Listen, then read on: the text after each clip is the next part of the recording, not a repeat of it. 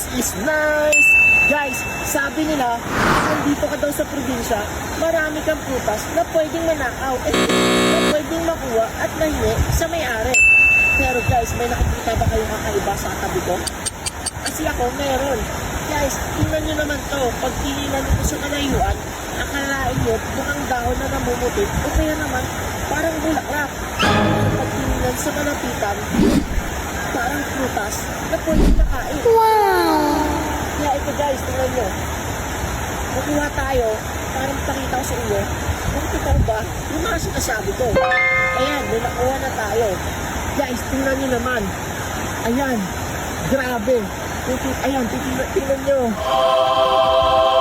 Parang grapes. Pero ano ba yung kakaiba dito?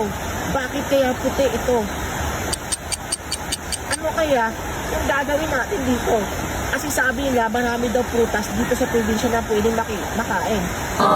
Guys, ito yung naisip ko. Titikman natin siya para malaman at ipakita sa inyo kung paano bumula yung bunga ko. Ano ba? Guys, ito seryoso tayo, no? Sa mga nakakaalam nito na ganitong klaseng prutas, ano ba to? Kinakain ba to? Or ginagamit siya sa isang medisina? Comment down below guys sa gustong kainin ko to or kung may nakakaalam kung anong klaseng prutas ito. Comment down below.